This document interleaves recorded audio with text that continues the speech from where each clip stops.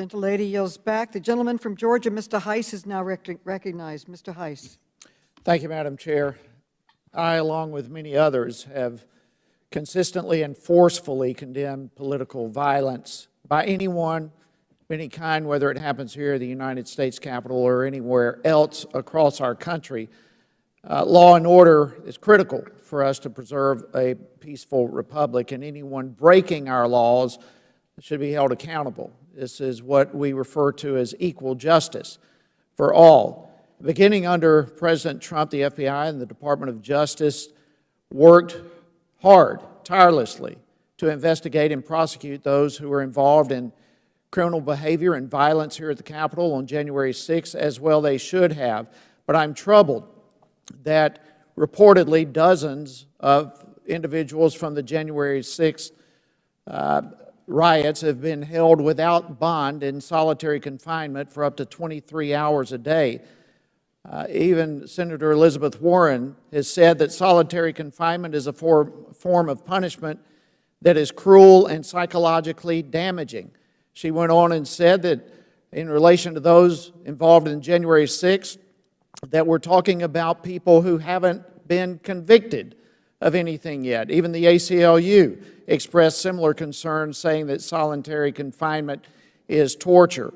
Director Wray, you have mentioned a couple of times now some 500-plus prosecutions from January 6th. Your work in that regard we all appreciate. I'm curious, though, how many of those are in solitary confinement? Congressman, I thank you for your appreciation for our work. I don't know the number that would be held under those conditions. That's a decision made by the court in conjunction with the Justice Department prosecutors. So I'm afraid I don't have that number or estimate for you.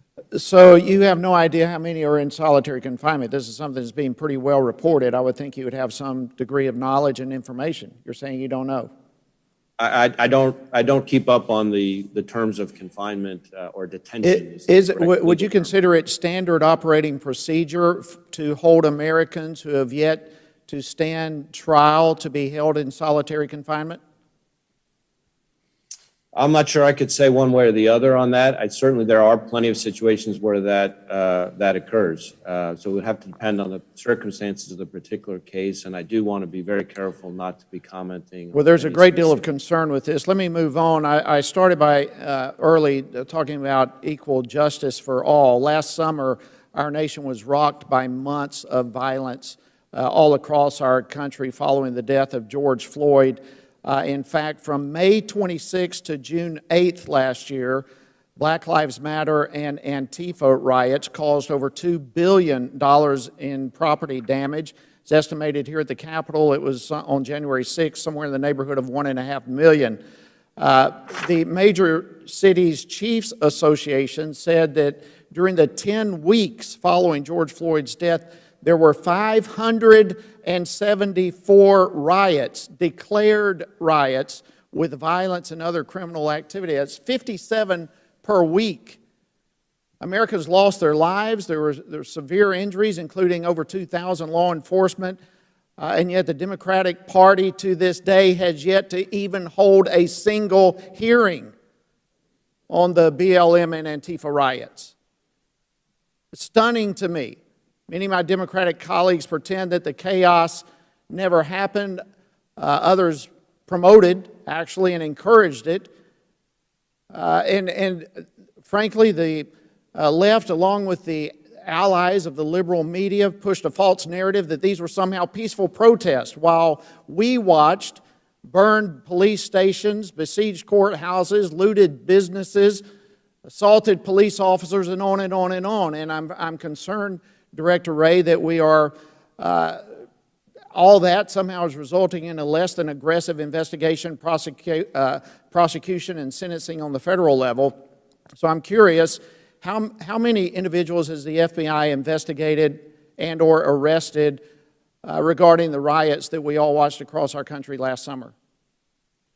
I can't give you the exact number, but I do know that we've had hundreds of investigations and hundreds of arrests. And I would be remiss if I didn't say that I share your concern about the violence and criminality that occurred over the summer.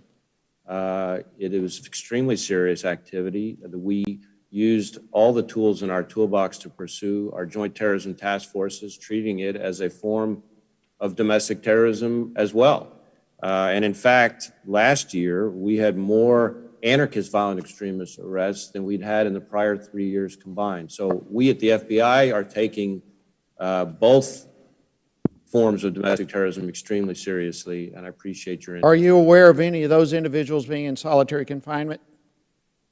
Well, again, same answer as in connection with the January 6th arrest. I just All right, don't, Director Ray, thank you. I get the point. I'd love to ask about the Durham report, the Hunter Biden laptop, Hunter's business dealings in China, and a host of other things. But my time has expired. I will wrap up, but I would urge this Democratic leadership to hold hearings on the riots that took place across this country last summer. I yield back.